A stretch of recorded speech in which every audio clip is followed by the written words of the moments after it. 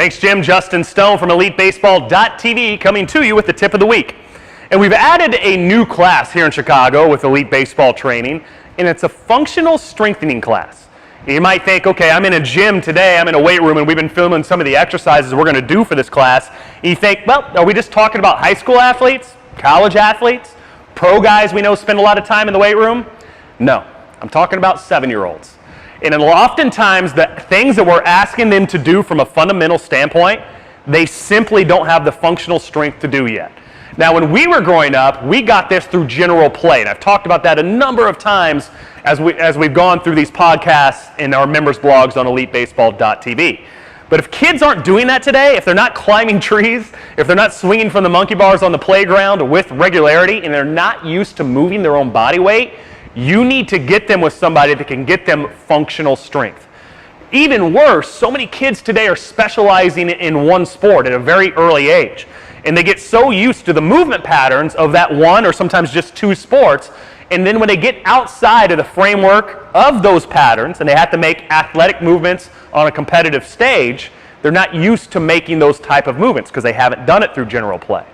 So what do we have to do is we have to put together a program for them that allows them to strengthen the body at every aspect, lower body, core, and upper body, so they can do the things we're asking them to do in a competitive setting.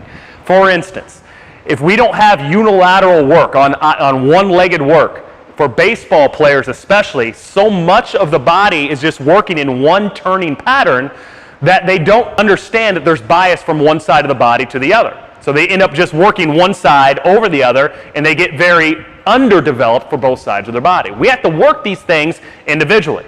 We talk about scap load a lot with throwing and with hitting. If I don't have scapular stability and strength, how am I going to be able to get into and maintain a scapular load with resistance? And that resistance in the movement is against the lower body, which we know is strong, firing forward, and I'm asking my upper body and my scap, a smaller muscle group, to resist against that. If I don't have the functional strength to do that, I'm up against something that I'm not going to be able to do correctly from a fundamental standpoint. So for instance here, you have those coaches all the time are saying, you're pulling your head off, my front shoulder's going. And even in a lesson, I'm trying to get them to hold that upper body load and get them to understand what an upper body load is. But they physically cannot do it until they get a little strength. So what we've incorporated now for 7 and 9-year-olds is a class that just works on functional strength and stability movements for baseball for our youngest athletes. And it's the foundation of every athletic movement. This is going to help them on the football field. This is going to help them on the basketball court. This is going to help them on the hockey rink, because the basis of movement is being able to move your own body weight through squatting exercises, through handstand holds, through core rotations. If this isn't something that's incorporated into the regimen of an athlete that is training in a sport, they're never going to be able to maximize what they're doing in that sport.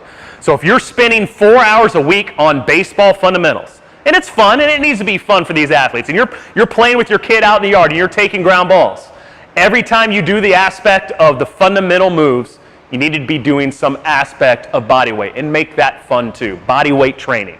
Go to the monkey bars and challenge them to do pull-ups. Get onto the ground and challenge them to do push-ups. Watch American Ninja Warrior and challenge them to move their body in some way. They're going to have fun doing it, and it's going to help and translate to the competitive side of baseball, as well as keeping them healthier on the field. So my point to you here, if you are not addressing these things right now, and your child isn't out active, running around on the playground all the time, doing cartwheels all the time, trying to walk on their hands at their own leisure, and figuring out how to move their body weight, they are not going to be able to maximize performance on the baseball field either. So you need to get them in a strengthening program that doesn't have to be weight, but it needs to be understanding, we call this kinesthetic sense, understanding how their body weight moves and be able to move that body weight for a maximum amount of repetitions. Until next week, come check us out on EliteBaseball.tv, where we put all of these exercises for functional movement on our website just this week. Come check it out. It's free for 48 hours. Until next week, this is Justin Stone, and we'll see you on the field.